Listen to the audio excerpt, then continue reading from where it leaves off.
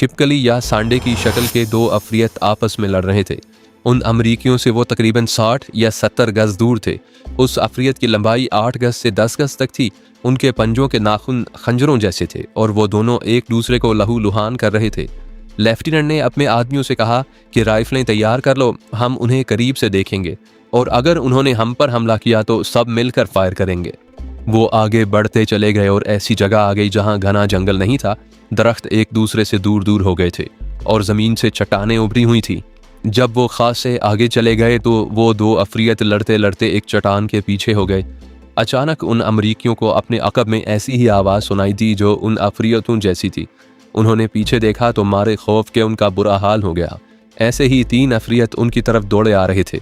उन्होंने दौड़कर इधर उधर पोजीशनें ले लीं और उन पर फायर करने लगे, लेकिन ये अफरियत डरने के बजाय और तेज़ दौड़े और इसके साथ ही 5-6 ऐसे ही अफरियत मुख्तलिफ सिमतों से आ गए और ये सब बलाएं उन अमरीकियों पर टूट पड़ी।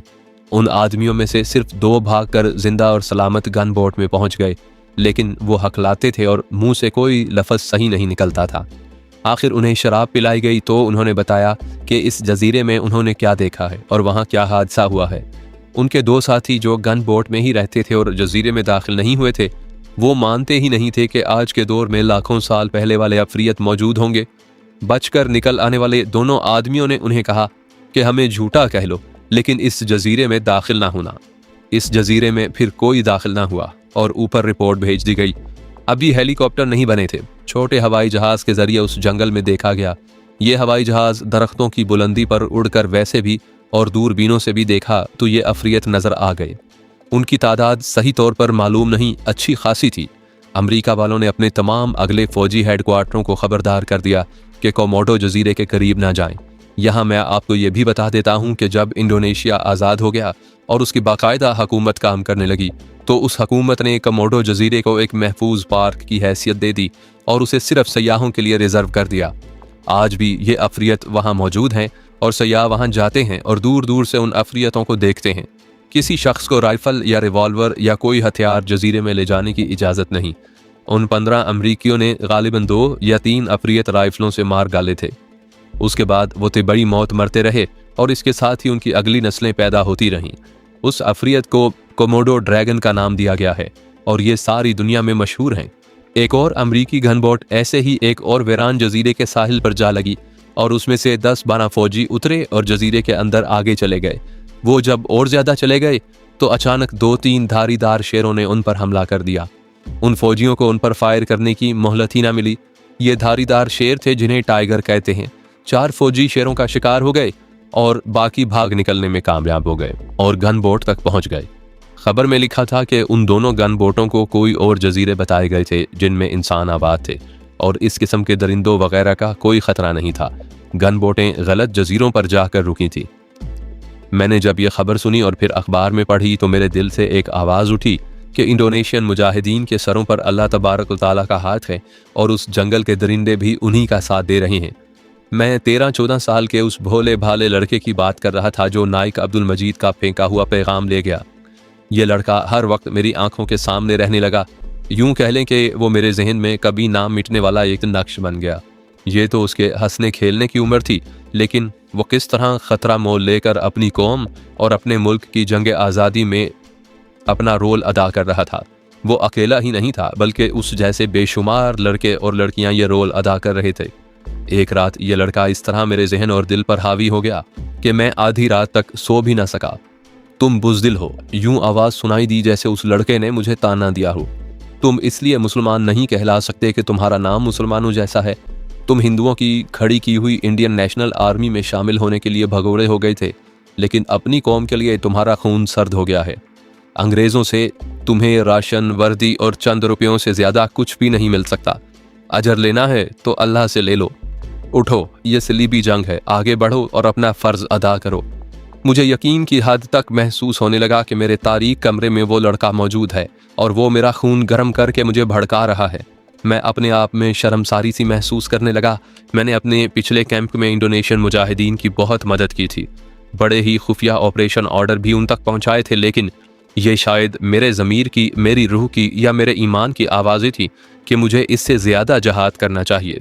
करना यही था कि मुझे इंडोनेशियन मुजाहिदीन के पास चले जाना चाहिए और उनके दूश बदूश लड़ना चाहिए। मुझे हवालदार गुलाम नबी याद आने लगा और फिर मुझे लांस नाइक और नूर आलम से और सिपाही शफी याद आए। मैं तो थोड़ा बहुत तालीम याफ्ता था और कुछ किताबें भी पढ़ी थी, लेकिन नूर आलम और शफी वो तो बिल्कुल ही अनपढ़ थे। उन्होंने अल्लाह की निगाह में बहुत ऊंचा मुकाम हासिल कर लिया था।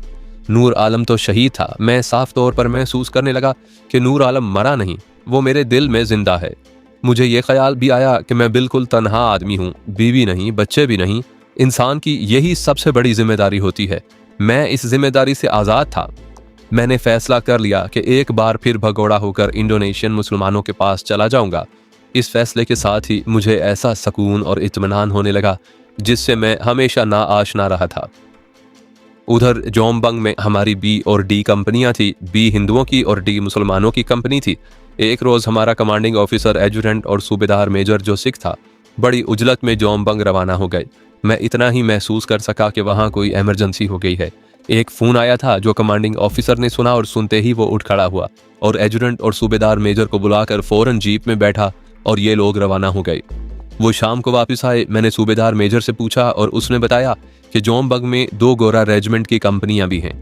वहां ऐसा ऑपरेशन शुरू कर दिया गया है कि हर गांव और छोटी से छोटी बस्ती के घरों की भी तलाशी होती है और गिरफ्तारियां बड़ी आम हो गई हैं, लेकिन ज्यादातर नौजवान लड़कियों और जवान औरतों को पकड़ा जाता है। सूबेदार मेजर ने बताया कि गोरा रेजिमेंट ने खुले मैदान में थोड़ी सी जगह चारों तरफ खारदार तार लगा दी है और उसमें कैदियों को रखते हैं। कैदियों में ज्यादातर मस्तूरात हैं। सूबेदार मेजर ने यह भी बताया कि डी कंपनी के कंपनी सूबेदार ने अपने कंपनी कमांडर से, जो कि अंग्रेज था, कहा कि इन औरतों को रिहा करवाएं या उन्हें गोरा रेजिमेंट की कैद में ना रखा जाए। सूबेदार ने वजह यह बताई कि गोरे उन औरतों के साथ छेड़छाड़ और बदतमीजी करेंगे और अगर हमें इसकी इत्तला मिल गई तो फिर हम बर्दाश्त नहीं करेंगे और उन गोरों पर हम हमला कर देंगे। कंपनी कमांडर अंग्रेज मेजर था। उसने अपने आप को बादशाह समझकर सूबेदार को डांट पिलाई और कहा कि वो फौजी मामलात में इस तरह दखल अंदाजी ना करे। सूबेदार ने उसे कहा कि इस मुतालबे और एहतजाज में वो अकेला नहीं बल्कि पूरी कंपनी है और कंपनी के नौजवानों ने मुझे मजबूर कर दिया है कि मैं आप तक ये मुतालबा पहुंचा दूं, वरना इसके नताइज अच्छे नहीं होंगे। उस अंग्रेज कंपनी कमांडर ने पूरी कंपनी को फॉल इन किया और कंपनी पर रौब और गुस्सा झाड़ा था कि ये औरतें गोरा रेजिमेंट ने पकड़ी हैं और हम उन्हें आज़ाद नहीं करवा सकते। वो जवान बोल पड़े। उन्होंने कहा कि हम मुसलमान हैं और हम किसी मुसलमान औरत की बेहुरमती बर्दाश्त नहीं कर सकेंगे। बेहतर है उन औरतों को जेल में भेज दिया जाए और वहाँ ना रखा जाए, वरना हम खुद उन औरतों को रिहा करवा लेंगे। जो हजरात फ़ौज के डिसिप्लिन और दीगर अमूर से वाकिफ़ हैं, वो तो कभी तस्लीम नहीं करेंगे कि जवानों ने अपने अंग्रेज़ कंपनी कमांडर से ये मुतालबा किया होगा और ये धमकी भी दी होगी। ये सोचने वाले हजरात अपनी जगह हक बजानिब हैं, लेकिन वहाँ की सूरत हाल और थी। मैं बार बार एक बात कहता हूँ कि उस वक्त इंडियन आर्मी की मुख्तलिफ यूनिटों से कई मुसलमान इंडोनेशियन मुजाहिदीन के पास चले गए थे। कंपनी सूबेदार और कंपनी ओहदेदार और जवान अंग्रेज़ों की इस कमज़ोरी से वाकिफ़ थे। वहाँ मुसलमानों में ही कुछ ऐसा जज्बा बेदार हो गया था कि वो नताइज से बेपरवाह हो गए थे। कंपनी कमांडर ने कंपनी का ये अज़म और ये मुतालबा और ये धमकी देख कर मौजो करतो कमांडिंग ऑफिसर्स को बजरिया फ़ोन इत्तला दी। ये तो बताना मुमकिन नहीं कि उसने कमांडिंग ऑफिसर से क्या कहा था और क्या राय दी थी। मैंने ये देखा कि कमांडिंग ऑफिसर उसी वक्त दौड़ उठा था।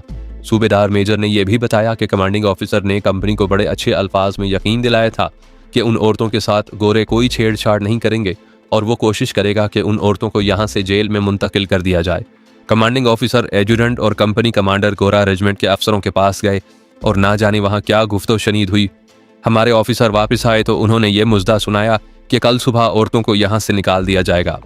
4-5 रोज़ के बाद वहाँ से इत्तला आई थी कि अगले ही रोज़ औरतों को फौजी हिरासत से निकाल कर ले गए थे, लेकिन ये पता नहीं चला कि वो उन्हें कहाँ ले गए।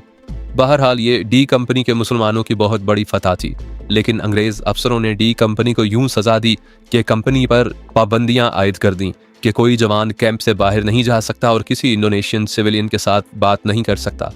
एक रोज़ अचानक यूं हुआ जैसे इंडोनेशिया के जंगलात और बस्तियों पर क़यामत टूट पड़ी हो। ये ऐसा वसी पैमाने पर ऑपरेशन शुरू किया गया था जिस तरह झाड़ू दिया जाता है। अमेरिका से ताज़ा दम क्रैक फोर्स आ गई थी और ब्रिटिश आर्मी की भी बहुत सी यूनिटें थीं और बाकी यूनिटें इंडियन आर्मी की थीं। इस तमाम फौज को कई मीलों में फैलाकर इस तरह एडवांस किया गया कि ऊपर से लड़ाका बमबार तैयारे आते थे जो कम बुलंदी पर जाकर बम फेंकते थे, इसके साथ तोपखाने से बेअंदाज गोलाबारी करते थे। इन्फेंट्री की अमरीकी, अंग्रेज और हिंदुस्तानी यूनिटें पेशकदमी करती थी और रास्ते में कोई भी छोटी मोटी बस्ती भी नजर आ जाती तो उसके बच्चे से बूढ़े तक को बाहर निकाल कर जलीलो ख्वार किया जाता और घरों की तलाशी ली जाती। जिस घर पर शक होता कि इस घर का खा एक ही जवान गोरीलों में है तो उस घर को आग लगा दी जाती। उन सलीबियों को तवक्को थी कि ये गरीब और मुफलिस लोग डर जाएंगे और अपनी गोरीला फोर्स की मदद नहीं करेंगे, लेकिन उन्हें सख्त मायूसी हुई कि इधर ऑपरेशन होता और शाम को यूनिटें वापस अपने अपने कैंप में पहुंच जाती तो गोरीले किसी न किसी कैंप पर ग्रेनेड फेंकते और मशीन गनों और टॉमी गनों का फायर छिड़काव की तरह करके गायब हो जाते। इस दौरान इंडोनेशियन मुजाहिदीन ने 10-12 गाड़ियों के एक कॉन्वॉय को लूटा। उसमें ज़्यादातर राशन था और थोड़ा असला बारूद भी। बाज़ छोटी छोटी बस्तियां तो बिल्कुल ही खाली मिलती थी। कुछ पता नहीं चलता था कि उनके रहने वाले कहाँ गायब हो गए। वो अपने गोरीला शब खूनों और कार्रवाइयों से अंग्रेज़ों और अमरीकियों को एहसास दिलाते रहते थे कि हम यहीं हैं, कहीं भाग नहीं गए। हैरत इस बात पर होती थी कि इंडोनेशियन मुजाहिदीन की गोरीला कार्रवाइयाँ इस जालिमाना ऑपरेशन में पहले से ज़्यादा हो गई थी और इत्तहादी फ़ौज का नुकसान भी पहले से ज़्यादा होता था। मैं अमरीकियों और अंग्रेज़ों के ये ऑपरेशन और इनके जवाब में इंडोनेशियन मुजाहिदीन की जवाबी गोरीला कार्रवाइयाँ पूरी तफसील के साथ बयान नहीं करूँगा। अगर मैं इन तफसीलात में उलझ गया तो फिर कोई दूसरी बात नहीं कर सकूँगा। अरसे बाद जब मैं घर वापस आया था तो एक अमरीकी नामा निगार की लिखी हुई किताब पढ़ी थी और फिर अमेरिका के एक मशहूर माहनामा रीडर्स डाइजेस्ट में एक मजमून इंडोनेशियन मुजाहिदीन की जंग आज़ादी के बारे में पढ़ा था। मैं उस किताब और रीडर्स डाइजेस्ट के हवाले ही काफ़ी समझूंगा। अमरीकी नामा निगार ने अपनी किताब में लिखा था कि इत्तहादियों यानी अमरीकियों और अंग्रेज़ों के बमबार हवाई जहाज़ और तोपखाने जंगलों पर इस कदर बम और गोले बरसाते थे कि गुमान होता था कि कोई दरख्त और कोई ज़ीरू सलामत नहीं रहा होगा। लेकिन जब हवाई जहाज़, तोपखाने और इन्फेंट्रियाँ वापस चली जाती थी तो उसी रात गोरीले कहीं न कहीं शब खून मारकर इत्तहादियों को एहसास दिला देते थे कि वो पहले से ज़्यादा जिंदा व बेदार हैं। रीडर्स डाइजेस्ट में मजमून निगार ने अमरीकी होते हुए भी तासुब का ज़रा भर मुजाहरा नहीं किया था और इंडोनेशियन मुजाहिदीन को कुशादा ज़रफ़ी से खराज तहसीन पेश किया था। उसने लिखा कि इंडोनेशियन गोरीले जब एक ऑपरेशन के बाद कहीं हमला करते थे तो यूं लगता था जैसे उन्हें ज़मीन में निगल लिया था और अब उगल दिया है और ज़मीन फिर उन्हें निगल कर अपनी आगोश में छुपा लेगी। मैं आपको अपने एक साथी की कहानी सुनाता हूँ। ये था हमारा एक कंपनी का क्लर्क आशिक अली। मैंने शायद पहले बताया है कि जंग अजीम के दौरान फ़ौज में जो क्लर्क भर्ती किए जाते थे उन्हें डायरेक्ट हवालदार भर्ती किया जाता था। जंग से पहले सिपाही क्लर्क हुआ करते थे। आशिक अली जंग के दौरान भर्ती हुआ था और ट्रेनिंग के बाद हमारी बटालियन में आ गया। उसे ए कंपनी का क्लर्क बना दिया गया। उसकी उम्र कोई 22-23 साल होगी। उसका रंग गोरा था और वो सही मायनों में खूबसूरत नौजवान था। उसमें जिंदा दिली भी थी और ख़ानदानी शराफत भी। वो तहसील चकवाल के किसी गांव का रहने वाला था। उसने मुझे कई बार कहा था कि जब कभी मौका मिला वो भगोड़ा होकर इंडोनेशियन मुसलमानों के पास चला जाएगा और काफिरों के खिलाफ लड़ेगा। मैंने उसे कभी नहीं बताया था कि मेरा उन गरीलों के 1-2 कमांडरों के साथ खुफिया राब्ता रहा है और अब भी है। मैंने ये सोचकर अपना ये राज नहीं दिया कि अभी बच्चा है, कहीं हिंदुओं और सिखों में बैठा ये बात कह ना डाले। मैं जिस जालिमाना ऑपरेशन की बात कर रहा हूँ उसमें हमारी 4 कंपनियां शामिल हुआ करती थी। कंपनी क्लर्क भी कंपनी कमांडर के साथ जाया करते थे। ऐसे एक ऑपरेशन के दौरान एक कंपनी दूर जंगल में जाकर किसी और सिमत चली गई। उसे वो इलाका दिया गया था। आशिक अली अपने कंपनी कमांडर के साथ था। कंपनी कमांडर के साथ अर्दली भी था और ऑपरेटर भी। उस वक्त रेडियो टेलीफोन फौज को मिल गए थे और उसके लिए एक ऑपरेटर हर ऑफिसर के साथ होता था। कंपनी कमांडर एक प्लाटून की तरफ चला गया और ये प्लाटून चट्टानी इलाके में गई तो वहाँ गोरीलों की अच्छी खासी फायरिंग आने लगी जो चारों तरफ से आ रही थी। उसे घात कह लें या गोरीले जंगल में कहीं देख रहे थे और जब उन्होंने देखा कि एक प्लाटून कंपनी से अलग होकर चट्टानी इलाके में आ गई है तो उन्होंने चट्टानों की ऊंचाइयों से उस प्लाटून पर गोलियां बरसानी शुरू कर दी और देखते ही देखते 6-7 जवान मारे गए। गोरीलों को पहले इतला नहीं दी जा सकी थी कि ये मुसलमानों की प्लाटून है और ये फलां इलाके में जाएगी। पहले किसी को पता ही नहीं था, वरना इंडोनेशियन गोरीले मुसलमानों पर गोली ना चलाते। फायर ऐसा आया कि कोई गोली ज़ाया नहीं होती थी। इंडोनेशियन गोरीले उस वक्त राइफल से गोली निकालते थे जब उन्हें यकीन होता था कि ये गोली एक फौजी को ज़रूर लगेगी। ऐसे कारगर फायर से प्लाटून बौखला गई और इधर उधर बिखर गई। जवानों ने पोजीशनें ले लीं और अंधाधुंध फायर शुरू कर दिया। ग्रेनेड भी फेंके और मशीन गन्ने तो बेरहमी से फायर की। गोरीले अपना वार करके जंगल और चट्टानों में लापता हो चुके थे। जब फायर खत्म हुआ तो कंपनी कमांडर, कंपनी सूबेदार और हवालदार वगैरह प्लाटून के जवानों को देखने निकले।